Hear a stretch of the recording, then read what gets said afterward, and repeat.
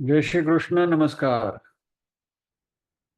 श्रीमद् भगवद गीता के अध्ययन की श्रृंखला में 9वें अध्याय राज विद्या राजगुह्य योग के आज के सत्र में सभी साध्यायियों का स्वागत एवं अभिवादन ओमकार के नाद के साथ प्रार्थना करेंगे।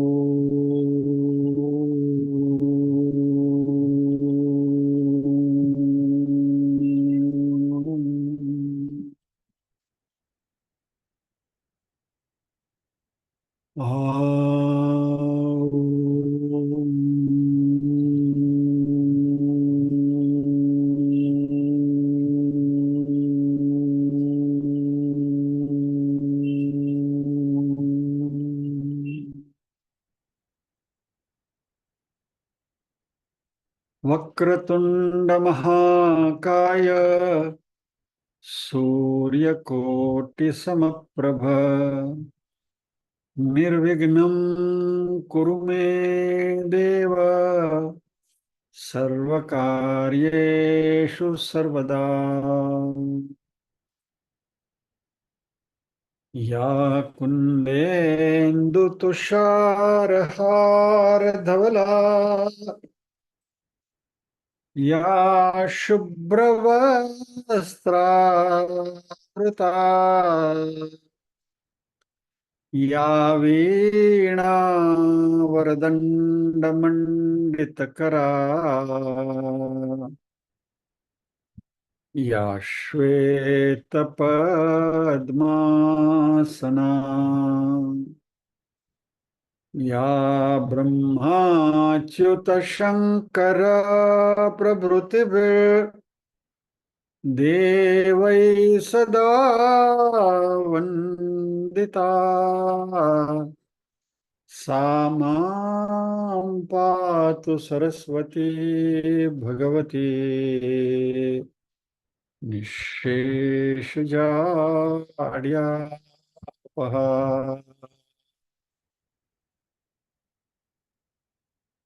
वसुदेवसुतं देवं कंसचाणूरमर्दनम् देवकी परमानन्दम् कृष्णं वन्दे जगद्गुरुम्।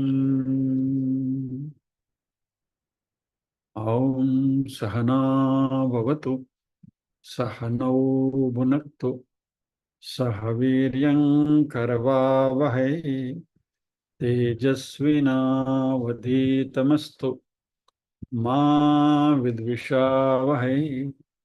ओम शांति शांति शांति। यत्र योगेश्वर कृष्णो यत्र पार्थो धनुर्धरः तत्र श्रीर्विजयो भूतिर्ध्रुवा नीतिर्मतिर्मम।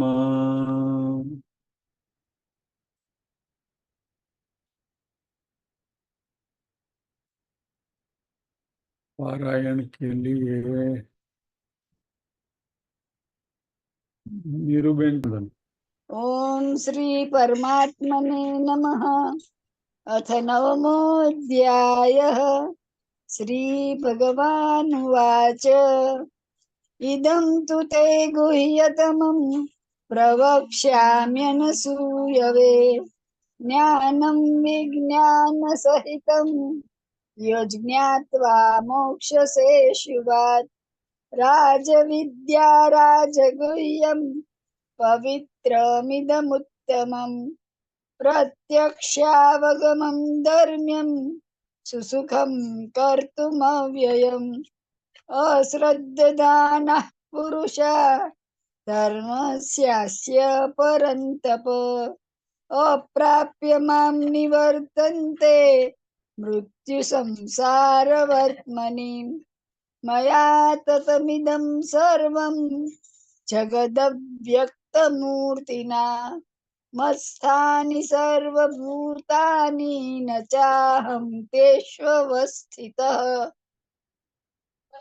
न च मत्स्थानि भूतानि पश्य मे योगमैश्वरम् भूतभृन्न च भूतस्थो ममात्मा भूतभावनः यथाकाशस्थितो नित्यं वायुः सर्वत्र गो महान् तथा सर्वाणि भूतानि मत्स्थानीत्युपधारय सर्वभूतानि कौन्तेय प्रकृतिं यान्ति मामिकाम् कल्पक्षये पुनस्तानि कल्पादौ विसृजाम्यहम् प्रकृतिं स्वामवष्टभ्य विसृजामि पुनः पुनः भूतग्राममिमं कृत्स्नमवशं प्रकृतेर्वशात् न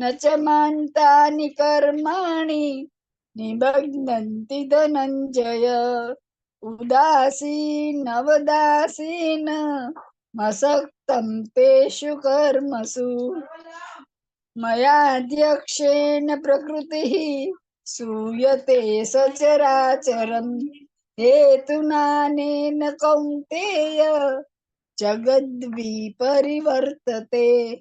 अवजानन्ति मां मूढा मानुषीं तनुमाश्रितं परं भावमजानन्तो मम भूतमहेश्वरम् मोघाशा मोघकर्माणो मोघज्ञानाविचेतसः राक्षसीमासुरीं चैव प्रकृतिं मोहिनीं श्रितः महात्मानस्तु मां पार्थ दैवीं प्रकृतिमाश्रितः भजन्त्यनन्यमनसो ज्ञात्वा भूतादिमव्ययम् सततं कीर्तयन्तो मां यतन्तश्च दृढव्रतः नमस्यन्तश्च मां भक्त्या नित्ययुक्ता उपासते ज्ञानयज्ञेन चाप्यन्ये यजन्तो मामुपासते एकत्वेन पृथक्त्वेन बहुधा विश्वतो मुखम् अहं क्रतुरहं यज्ञः स्वदाहमहमौषधम् मन्त्रोऽहमहमेवाज्यमहमग्निरहं हुतम् पितामहस्य जगतो माता दाता पितामहः वेद्यं पवित्रमोङ्कार ऋक्साम यजुरेव च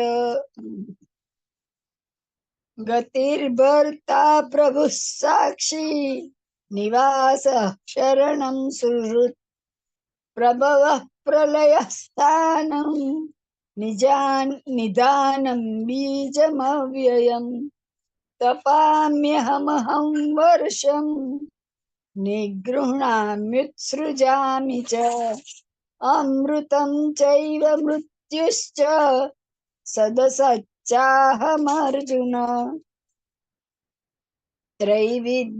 त्रैविद्या मां सोमपः पूतपापा यज्ञैरिष्ट्वा स्वर्गतिं प्रार्थयन्ते ते पुण्यमासाद्य सुरेन्द्रलोक मश्नन्ति दिव्यान् दिवि देव भोगान् ते तं भुक्त्वा स्वर्गलोकं विशालम् क्षीणे पुण्ये मर्त्यलोकं विशन्ति एवं त्रयी धर्ममनुप्रपन्ना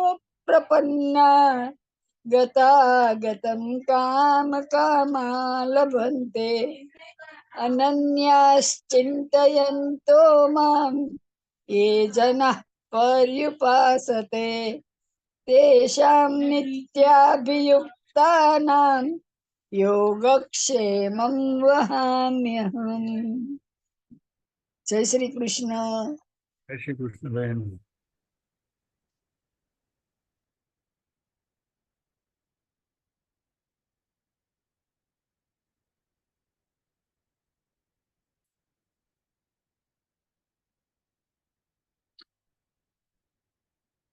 ये भगवान का वचन है, प्रॉमिस है।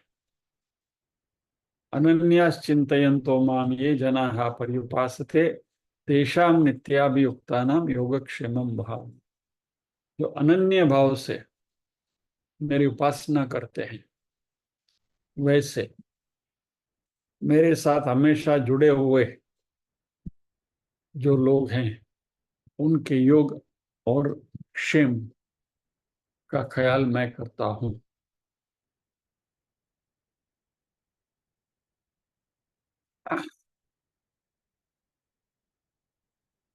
इसमें हम बात कर रहे थे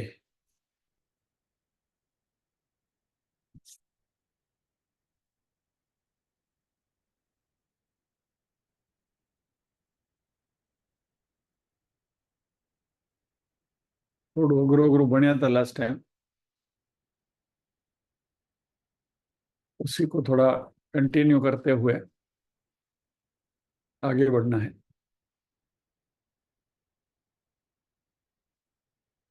हमने देखा था मनुष्य की मानसिक वृत्तियां दो प्रकार की होती है, एक अहम वृत्ति और इदम वृत्ति।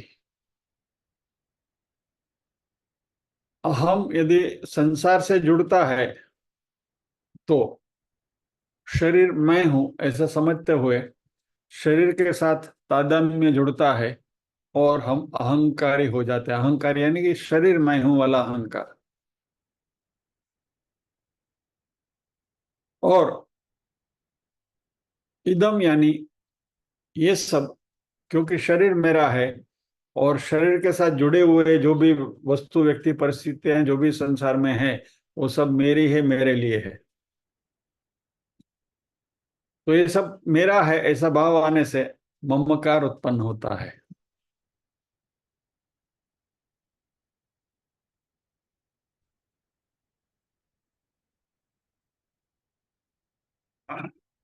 लेकिन जब भी संपूर्ण चित्त शुद्धि हो जाती है और ध्यान फलित होता है और अनन्य रूप से परमात्मा में ही जब भी हमारा ध्यान होता है, यानी कि इस पूरे संसार में हमें मात्र परमात्मा के अलावा कुछ दिखता ही नहीं है, तब हमारी जो अहम वृत्ति जो संसार से जुड़ी है वो परमात्मा के साथ जुड़ जाती है। तो अभी तक अहम यानी कि मैं शरीर हूं और इसलिए शरीर संसार को भुगतने का साधन है, इस प्रकार से हम देखते थे।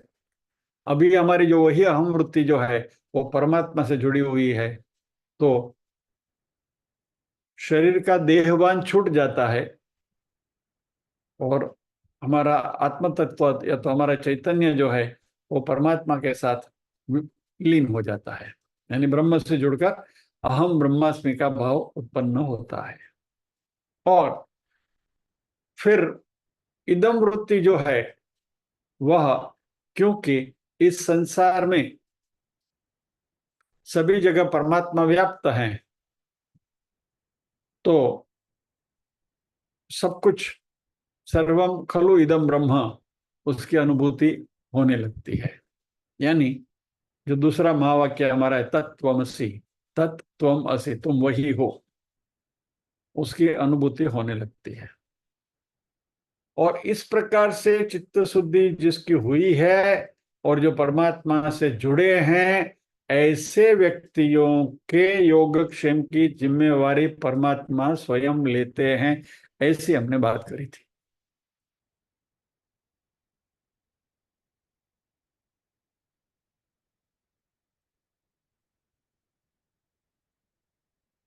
अभी इस बात को थोड़ा और समझने की कोशिश करें।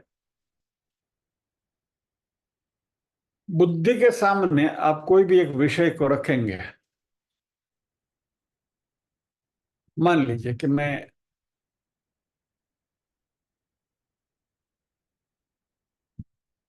चलिए श्रावण महीना चल रहा है तो लड्डू की बात करते हैं, चूरमा ना लड्डू।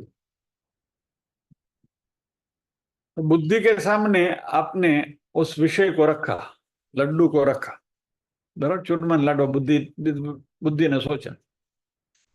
तो बुद्धि वृत्ति जो है वह वो विषय के साथ जुड़ती है और फिर हमें उसके बारे में पता चलता है।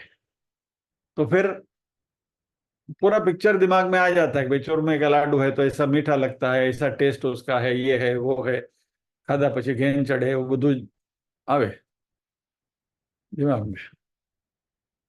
यानी जो भी वस्तु हमारे सामने आई है उस वस्तु का हमारी बुद्धि जो है उसके बारे में बहुत करीबी से, अच्छी तरह से उसके कैरेक्टरिस्टिक्स के बारे में सोचती है या तो उसमें घुल मिल जाती है, बराबर।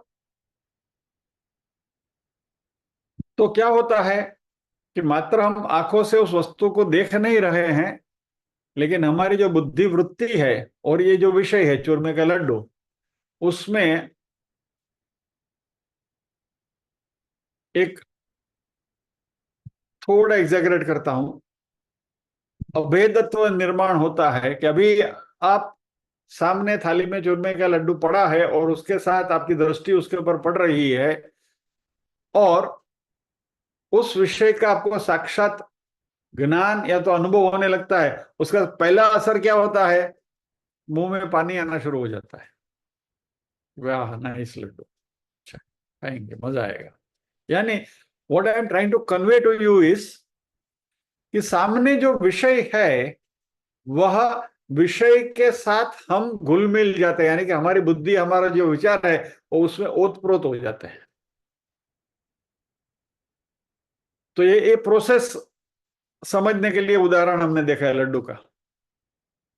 अभी ये लड्डू को सब्स्टिट्यूट करके यदि हम आत्म तत्व रखें या तो परमात्मा की बात करें, तो लड्डू को हटा दिया, परमात्मा को वहां रख दिया, तो वही बात होगी। यानी हमारा जो बुद्धि तत्व है, बुद्धि वृत्ति जो है, वो परमात्मा के साथ एकाकार हो जाएगी, एक रूप हो जाएगी। और जैसे लड्डू को देखते हुए हमारी स्वादेंद्रिय सतेज हुई थी, वैसे परमात्मा की अनुभूति होने पर हमारे हृदय में एक आनंद का स्रोत उत्पन्न होता है और परमात्मा के साथ वही अभेद तत्व निर्माण होता है और फिर वो परम तत्व का ज्ञान होता है।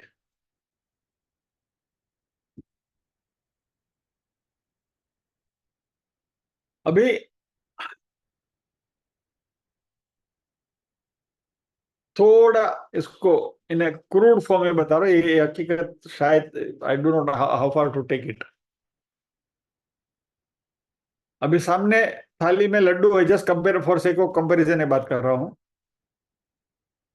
कि सामने थाली में लड्डू है, आपने उस लड्डू में से एक पीस उठाया और मुंह में रखा, तो अभी तक वो लड्डू में और आप में द्वैत था।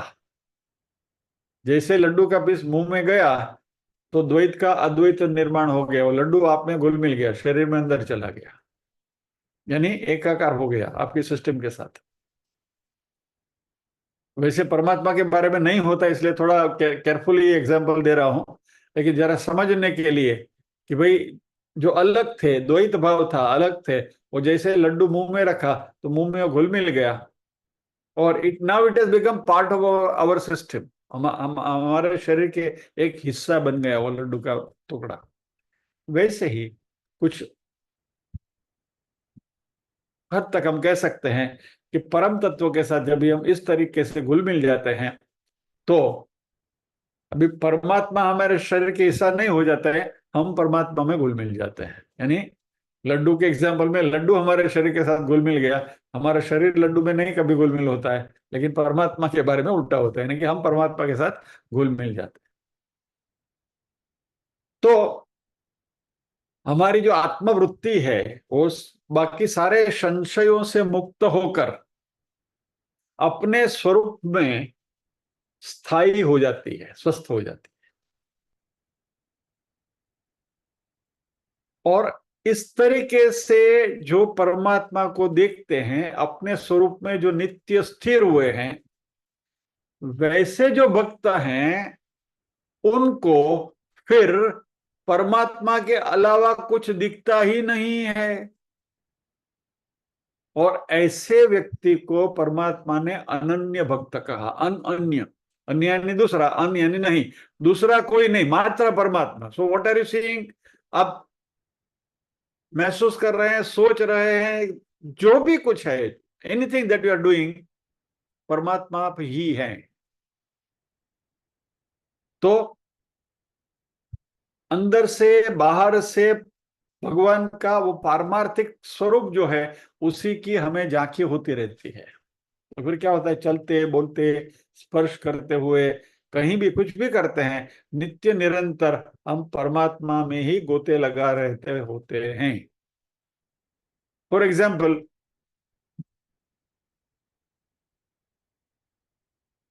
आप किसी क्रूज पे पर जा रहे हैं, बोट पे हैं आप, और उधर डॉक पे खड़े हैं, और किसी ने आपको धक्का मार दिया और आप समुद्र में गिरे। समुद्र में जैसे गिरे, तो फिर आपके आजू बाजू में क्या है?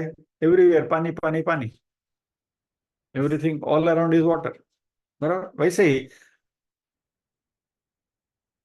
किसी अध्ययन के प्रताप से, सदगुरु के प्रताप से यदि उसने हमको धक्का मार दिया परमात्मा रूपी समुद्र में, तो फिर हमें क्या दिखेगा? परमात्मा परमात्मा परमात्मा दिखेगा। जैसे वो समुद्र में पानी पानी दिखता है, वैसे हम परमात्मा में गोते लगाएंगे। यानी नित्य निरंतर हम परमात्मामय हो जाते हैं। परमात्मा का जो पारमार्थिक स्वरूप जो है, उसको हम देखते हैं, और वही परमात्मा का स्वरूप अपना स्वरूप है, ऐसी निष्ठा निरंतर रहती है, यानी कि अहम ब्रह्मास्मि। फिर ये हमारा स्वभाव बन जाता है। जब भी परम तत्व के साथ यदि हम घुल मिल गए और ब्रह्म की अनुभूति आपको होने लगी, तो ब्रह्म का तो एक ही स्वभाव है। क्या है? करुणा का। ब्रह्म के पास और कोई he doesn't have any other characteristics. खाली एक ही गुण ब्रह्म ने आत्मसात किया है, और वो करुणा है। तो आप भी करुणामय हो जाते हैं। तो पूरे संसार के प्रति हमारी करुणा वृत्ति जो है, वह निखर कर आती है। और इस प्रकार के जो लोग हैं, जो अनन्य भक्त हैं परमात्मा का, जो संसार में परमात्मा के अलावा कुछ देखते नहीं है, महसूस नहीं कर लेते हैं, ऐसे लोगों का योगक्षेम परमात्मा बोलते मैं चलाता हूं। ये भगवान की प्रतिज्ञा है। योग और क्षेम तो हमने देखा, बराबर।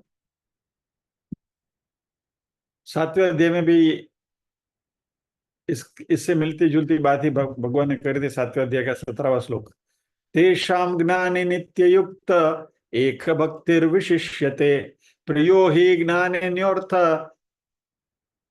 महम च सच मम प्रिय। यानी वैसे इन जो चतुर्विधा भजन्ते माम की जो बात हुई थी ना, उसमें उसमें जो ज्ञानी जो है, वह तेषाम ज्ञानी नित्य, तो उनमें से जो ज्ञानी है नित्युक्त, यानी मेरे साथ जुड़े हुए हैं, एक भक्ति ही विशिष्यते, जिसकी मेरा मेरे में एकाकी भक्ति ही है, वो विशिष्ट प्रकार के है, क्योंकि उन ज्ञानियों को मैं प्रिय हूं, और वो ज्ञानी मुझे प्रिय है। वैसे सातवें अध्याय में भी भगवान ने कहा था हमसे। तो ये अद्वैत भक्ति जो है, वैसे भक्तों को भगवान प्रिय हैं। और क्योंकि वो भक्त भी परमात्मा के अलावा और किसी के बारे में सोचते नहीं है, किसी से प्रेम नहीं करते, तो ऐसे भक्त परमात्मा का जो स्वरूप है, आनंद स्वरूप है, उस आनंद स्वरूप में नित्य रहते हैं।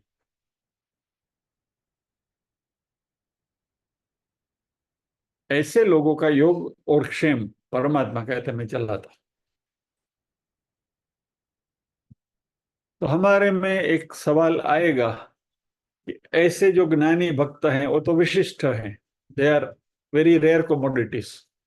क्या तो या तो भगवान हमारा ध्यान रखें, इसके लिए हमें उस लेवल तक जाना पड़ेगा।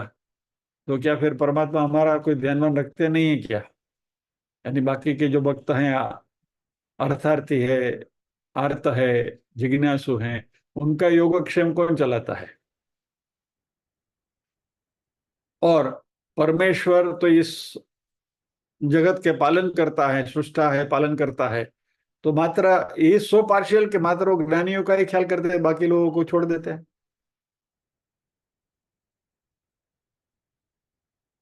तो ये अन्याश्रय की जो बात है ना, अनन्य भक्ति जो है उसमें, ये पुष्टि मार्ग में इस अन्याश्रय की बात बार बार होती है। अन्याश्रय नहीं करवाना। अभी उन्होंने उसको अलग अंदाज में ले लिया है, अन्याश्रय यानी श्री कृष्ण को छोड़ के और किसी को की ओर देखना ही नहीं है। इसलिए फिर वो शिव जी या और कोई भी स्वरूप के साथ वो थोड़ा मुंह मोड़ लेते हैं। पर नहीं नहीं, वो अलग चीज है, वो निम्न कक्षा की बात है। वहाँ वहां भी अन्याश्रय की बात बहुत अच्छी तरह से करी गई है। पुष्टि मार्ग में 84 वैष्णव की वार्ता आती है, कहानी आती है। 84 टेल्स कहानियां हैं। उसमें एक कहानी एक बूढ़ी माता की है। उस कहानी से अन्याश्रय क्या है उसके बारे में हमें थोड़ा प्रकाश मिलेगा। कहानी छोटी सी है।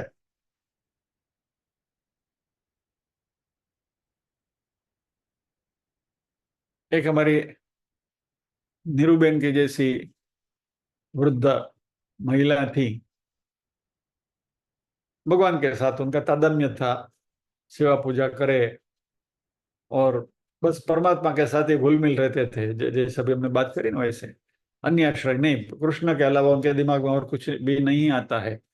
और उनकी भक्ति इतनी दृढ़ थी कि स्वयं परमात्मा स्वस्वरूप में प्रकट होकर उनके साथ वार्तालाप करते थे। और उनके साथ जब भी ठाकुर जी को जब भी वो थाल वगैरह धराते तब भगवान उनके साथ बैठकर भोजन करते थे। ऐसा कुछ वो कहानी में आया है, ऐसा मैंने सुना है। इसमें कोई गलती हो तो क्षमा करना।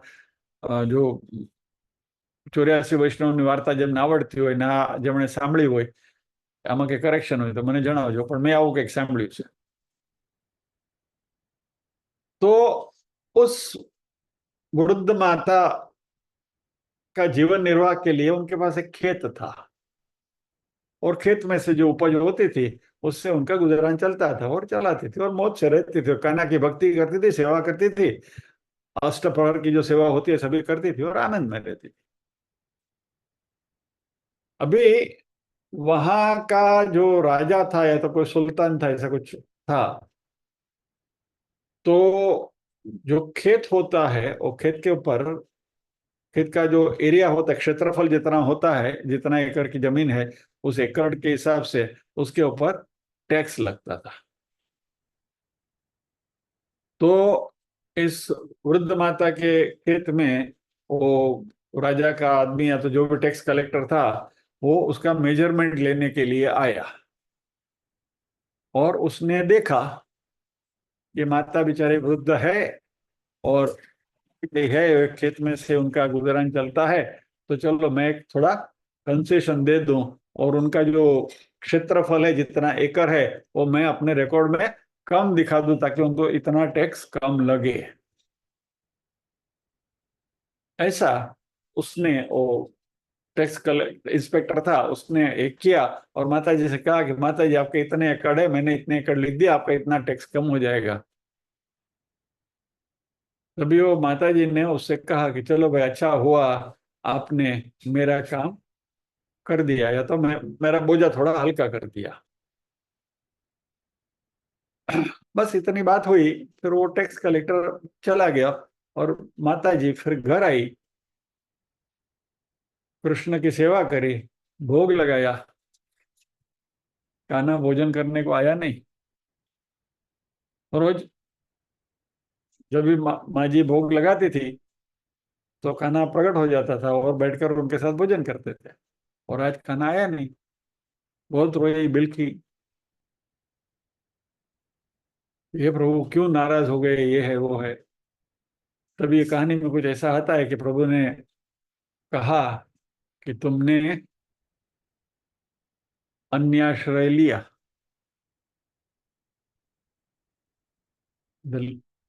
और माता जी ने वहां ये सोचना चाहिए था कि मेरा कृष्ण मेरा कितना ख्याल करता है परमात्मा, कि उसने इस व्यक्ति को सद्बुद्धि दी और मेरा बोझ थोड़ा हल्का किया। वो मेरे कृष्ण की कृपा है, वो सोचने के बजाय उन्होंने उस व्यक्ति को थैंक यू कहा, उनका आभार व्यक्त किया, यानी कि अन्य आश्रय लिया, दूसरे का आश्रय लिया।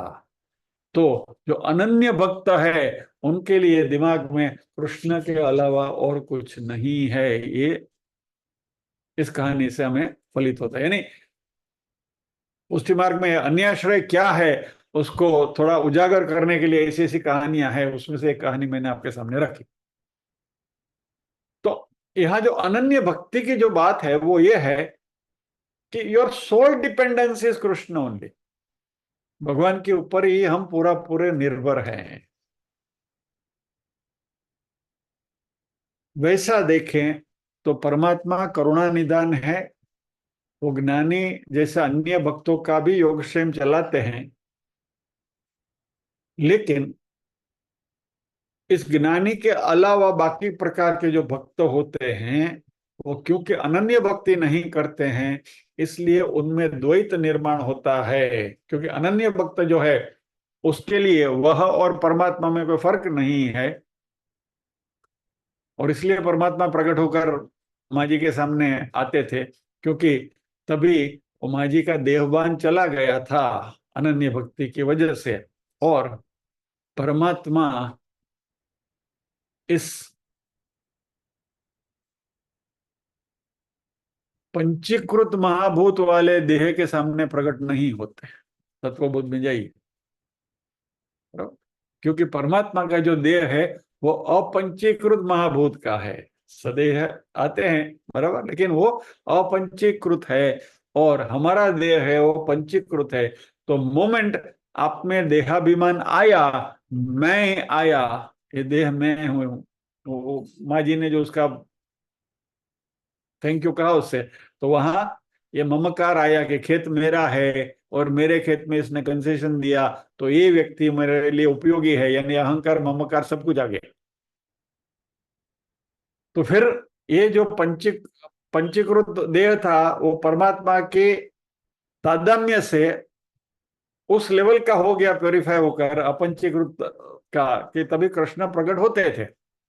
जैसे ही अहंकार और ममकार की वृत्ति आई, अहम और इदम आया, इदम यानी ये खेत मेरा है, अहम यानी मैं हूं, और ये मेरे खेत में इसने ऐसा कंसिडर, यानी अहम इदम की वृत्ति जैसे संसार के साथ जुड़ी, परम तत्व के साथ तो कनेक्शन छूट गया। तो ये द्वैत पैदा हो जाता है, अनन्य नहीं होते हो। फिर क्या होता है, हमारा योगक्षेम चलाने के लिए फिर हमको ही प्रयत्न करना पड़ता है। जब तक हम कहें कि परमात्मा हमारा ध्यान रखते हैं, परमात्मा सब कुछ चलाते हैं, तब कि परमात्मा takes care of it. But moment we think कि काल मारो शू थशे पति,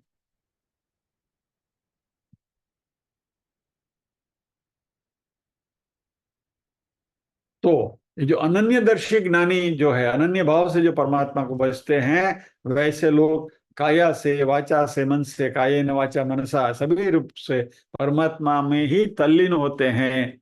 और फिर उनको अपने योगक्षेम का विचार नहीं करना पड़ता है कि दोपहर का भोजन मिलेगा या नहीं मिलेगा, शाम का भोजन मिलेगा या नहीं मिलेगा, परमात्मा टेक्स केयर ऑफ इट।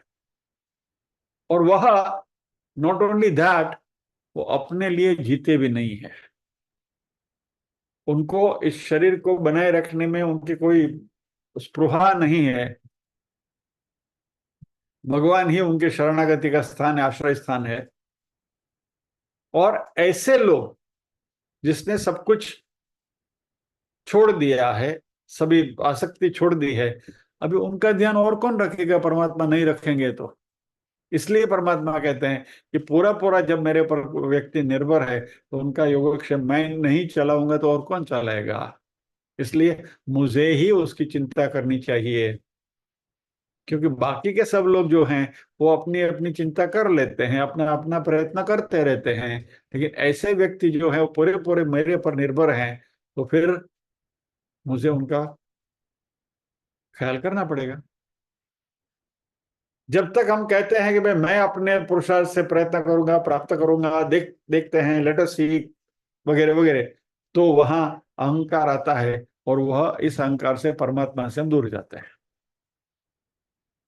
सभी का योगक्षेम परमात्मा ही चलाता है, लेकिन अहंकारी लोग जो हैं वो द्वैत बुद्धि से, उनको ये बात समझ में नहीं आती है। तो भगवान कहते तो फिर मैं क्या करूं?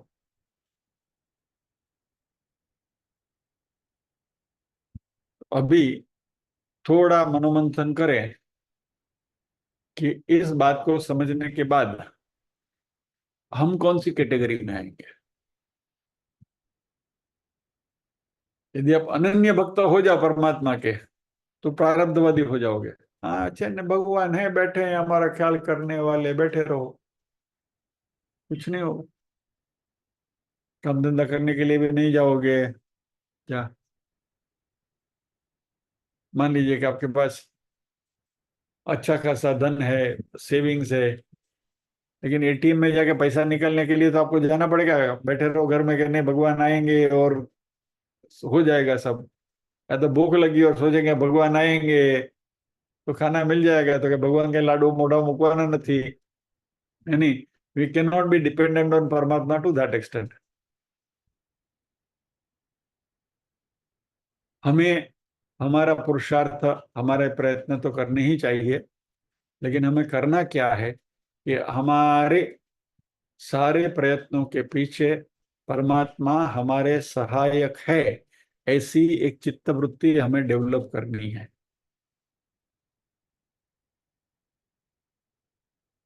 एक शिव मंदिर के पुजारी थे, कहानी मैंने कहीं सुनी थी। एक शिव मंदिर के पुजारी थे जो शिव जी के अनन्य भक्त थे। क्या? और शिव मंदिर नदी के किनारे था, और नदी में बाढ़ आनी शुरू हो गई। तो वहां से तो आजू बाजू के लोग तो चले गए, जाने लगे कि भाई सेफ स्थान, सेफ जगह पर चले जाओ। पुजारी से कहा कि नहीं नहीं, शिव जी मेरा ख्याल करेंगे, मैं तो शिव जी के ऊपर निर्भर हूँ, will take care of me. बाढ़ बढ़ने लगी, पानी का स्तर बढ़ने लगा, वो फिर तो शिवलिंग के ऊपर चढ़ गया, फिर भी और भी पानी बढ़ने लगा। इतने में वहां एक नौका आई। तो इसने सोचा अब शिव जी है ना, मेरा ध्यान रखेंगे, मुझे कोई नौका वोका में सवार करने की जरूरत नहीं है। फिर आप इसको इंटीग्रेट कर रहे हैं तो आगे करते जाओ। वहां फिर कोई हेलीकॉप्टर से मदद आई, बोला चलो आ जाओ। बोला नहीं नहीं, शिव जी मेरा ध्यान रखेंगे, हिल टेक केयर ऑफ मी। इस तरीके से यदि आप प्रारब्धवादी बन जाओगे तो परमात्मावादी बन जाओगे, निस्सहाय बनकर। अपना छोटा सा पुरुषार्थ यदि आप करने के लिए तैयार नहीं है, यदि नाव आगे तो बैठ के चले जाते थे ना कि भाई, तभी आपको सोचना क्या है कि भाई ये जो नाव आई वो मेरे शिवजी ने भेजी है, वो मेरे शिवजी ही आए हैं नाव लेकर, या तो हेलीकॉप्टर आया, शिवजी ही आए हैं मुझे लेने के लिए। वो तो सोचना चाहिए ना। वो भी यदि ना सोचे और बोलेंगे मेरे शिवजी आएंगे, मेरे शिवजी आएंगे, तो शिवजी थोड़ा उठा के लेके जाएंगे। कहने का तात्पर्य क्या है कि जो शरण में आते हैं उनको अभय देना, उनका रक्षण करना परमात्मा का कर्तव्य है, परमात्मा करते भी हैं। ज्ञानी पुरुषों का योगक्षेम परमात्मा चलाते हैं, चित्त शुद्धि हुए जो ज्ञानी पुरुष है उस लेवल के। लेकिन हमारे लिए भी ये बात समझना जरूरी है कि जीवन में जो भी घटनाएं घटती हैं उसमें हम परमात्मा की करुणा को देखें, तो हमारा भी योगक्षेम भगवान चलाएंगे।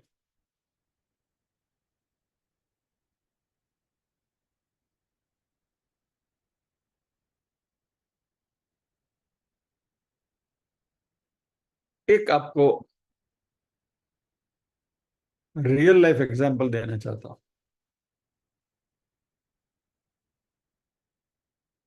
मेरे जीवन में एक ऐसी क्रिटिकल परिस्थिति आई थी। हमारा एक बेसिक ड्रग मैन्युफैक्चरिंग करने की फैक्ट्री थी। और जैसे कई बार मैंने यहाँ में कह चुका हूँ कि वो वेंचर एडवेंचर हो गया था, और चलाने में चलाते चलाते उसमें हम डूब गए। और ऐसी परिस्थिति आई कि बहुत प्रयत्न किया।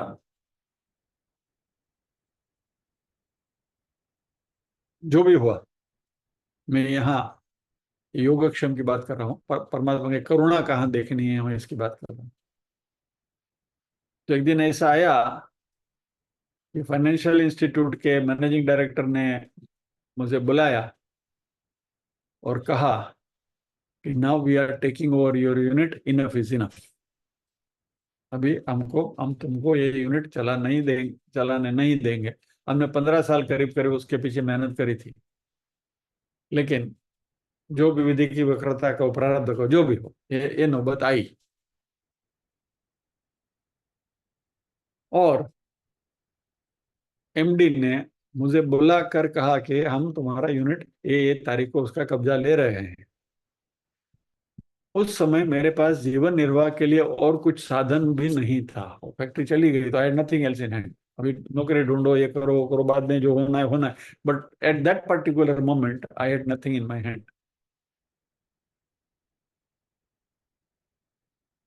तो तभी भी तभी मेरा ये माइंडसेट था। भगवत गीता का इतना गहरा अध्ययन नहीं था, फिर भी इतना तो माइंडसेट था। मैंने सोचा चलो भगवान ने जो धार्य थे सच, परमात्मा में इतनी श्रद्धा थी, so be it, thy will be done. तो फैक्ट्री हमने सौंप दी उनको।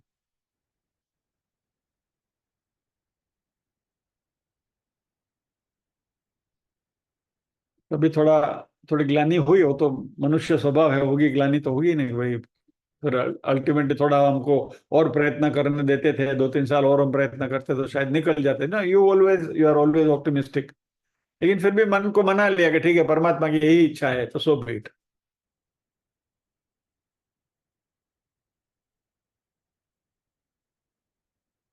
हमारी 10 लाख की जो लोन थी, वो इंटरेस्ट कंपाउंडिंग होते होते होते होते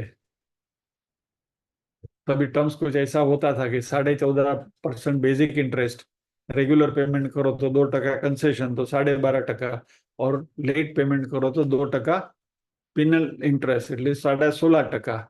और वो 16.5% यदि आपने नहीं दिया तो ब्याज प्रिंसिपल में ऐड होता है, और फिर 16.5% के हिसाब से कंपाउंडिंग होता है। ये मैं रियल लाइफ सिचुएशन बता रहा हूँ, मेरे साथ घटी हुई घटना है। 10 लाख की हमारी लोन बढ़ते बढ़ते कंपाउंडिंग होते होते 70 लाख हो गई, 70 lakhs. And that was the year 1991। 1991 में 70 लाख रुपए की क्या वजह थी, आप you can imagine, you can calculate. It will be equivalent to 7 crore now, may be.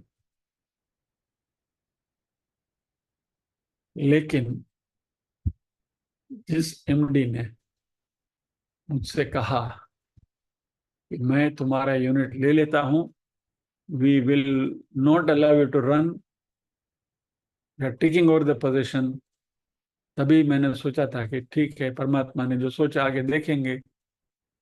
उसी एमडी ने उनके बोर्ड में ये प्रस्ताव रखा कि इन्होंने उस एरिया के डेवलपमेंट के लिए बहुत प्रयत्न किया है, and that area has developed because of these peoples efforts, and therefore ये जो इंटरेस्ट, पिनल इंटरेस्ट वगैरह है, दैट शुड बी कंडोन। और फॉर्चुनेटली प्रिंसिपल अमाउंट हमने भर दिया था, 10 लाख रुपए दे दिया, तो बोला हमारा प्रिंसिपल आ गया है, लेकिन ये इंटरेस्ट इंटरेस्ट पिनल इंटरेस्ट है वगैरह शुड बी वेव्ड, और हमको छोड़ देना चाहिए। अदरवाइज वही एमडी जिसने वो यूनिट मेरे से ले लिया बुलाकर, उसी ने बोर्ड में प्रस्ताव करते हुए पूरा हमारा जो डेट था उसको वेव कर दिया, और हम उसमें से निकल गए। अब ये परमात्मा की करुणा, योगक्षेमम वहाम्य। यानी यूनिट ले लेने में भी उनकी ही करुणा थी, और लोन की वेवर दिलाने में भी उनकी ही करुणा थी।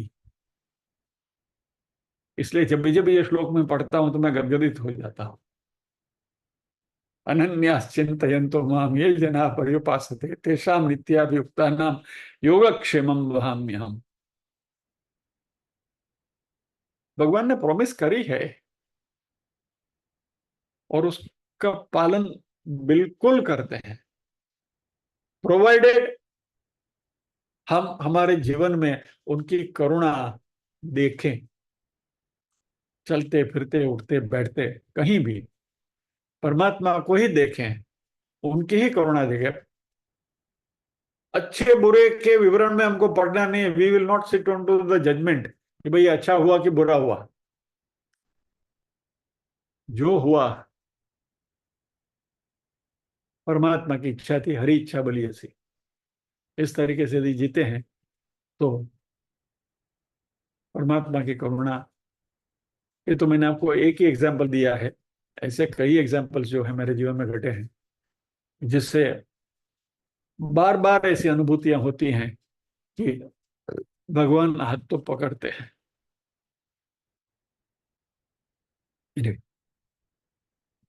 तो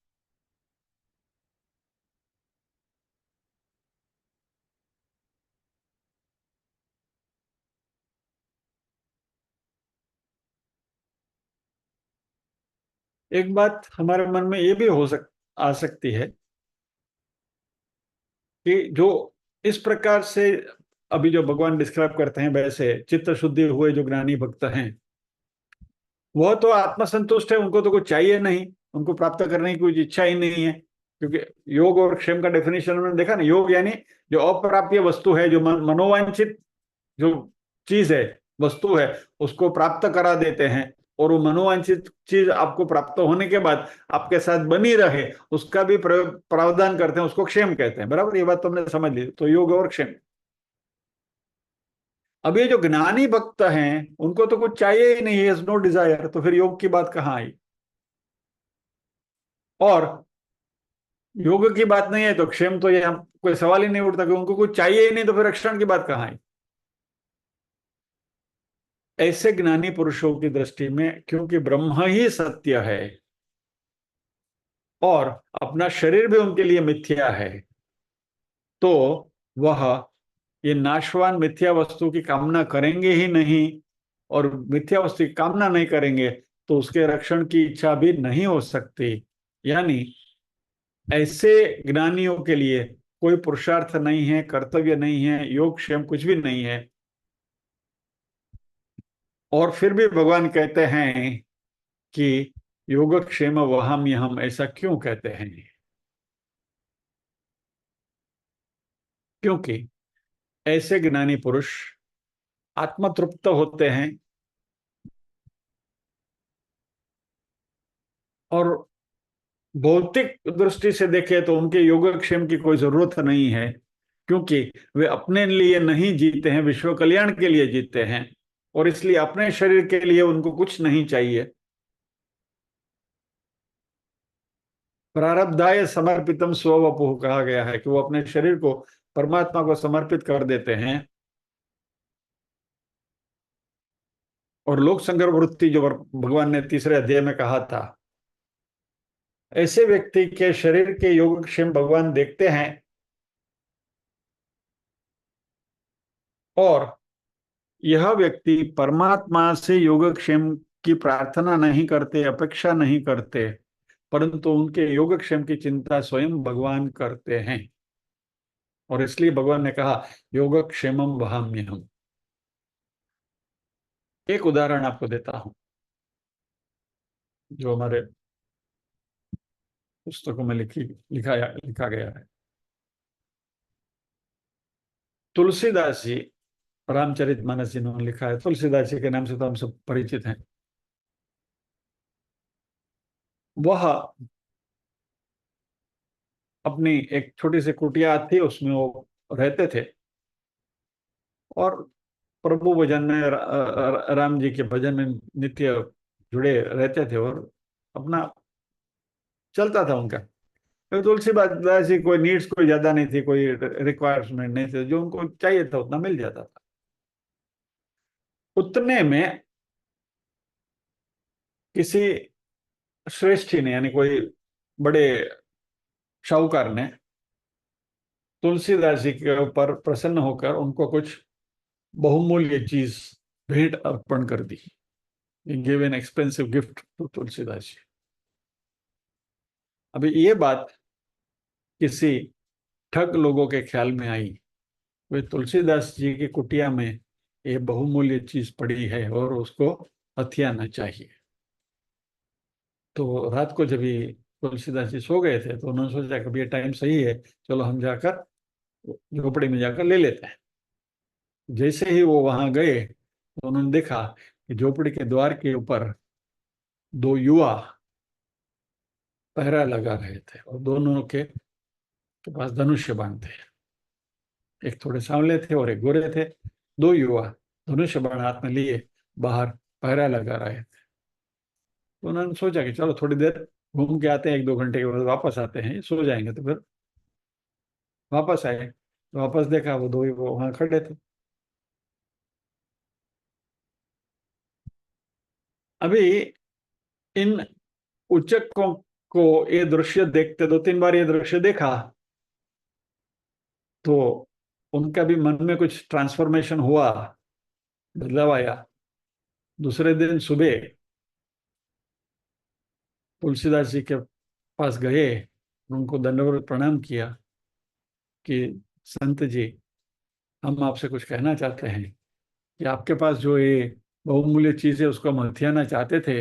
रात को आपके यहाँ हम चोरी करने की कोशिश जब जब हमने करी, हमने देखा कि आपके कुटिया के बाहर दो युवक हाथ में धनुष्य बाण लिए पहरा कर रहे थे, जो और कोई नहीं, राम जी और लक्ष्मण थे।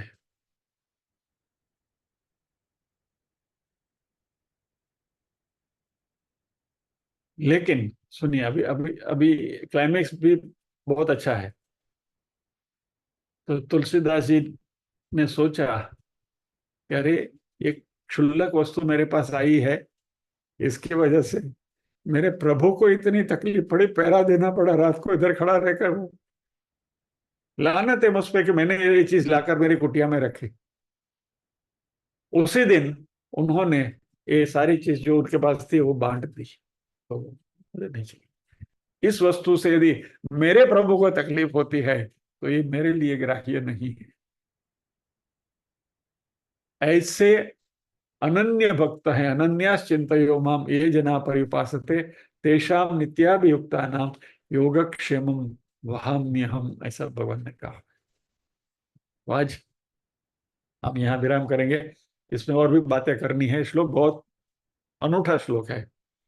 सो मोर लेटर प्रार्थना करेंगे।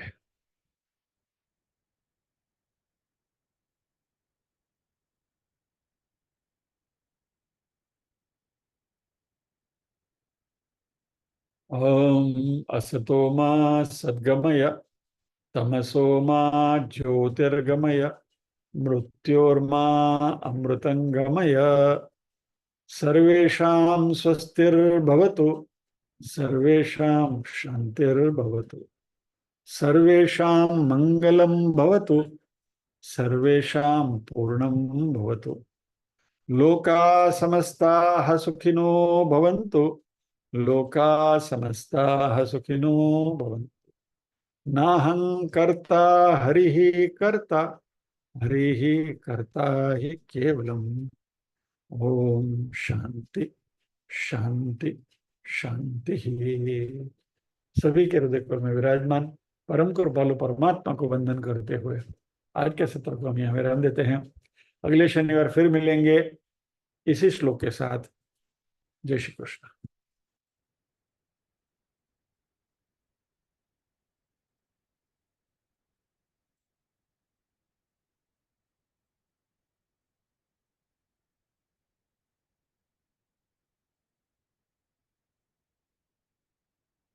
जय श्री कृष्ण। जय श्री कृष्ण। जय श्री कृष्ण। जय श्री कृष्ण। जय श्री कृष्ण। रामस्य महाश्लोक से आत्म सज्ज धनुषा विशुष्भुषा भक्त्या सुगुनि संग संगिनम। हाँ है निर्वेद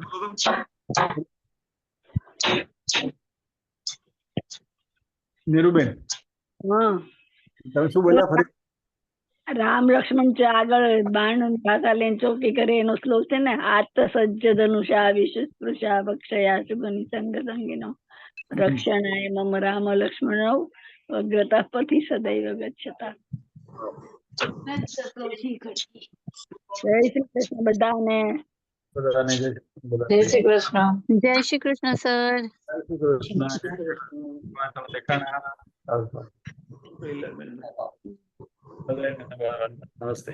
જય શ્રી કૃષ્ણ સર. શ્રી કૃષ્ણ શૈલાબેન. જય શ્રી કૃષ્ણ. કેમ છો? જય શ્રી કૃષ્ણ. મજામાં. ચલો જય શ્રી કૃષ્ણ.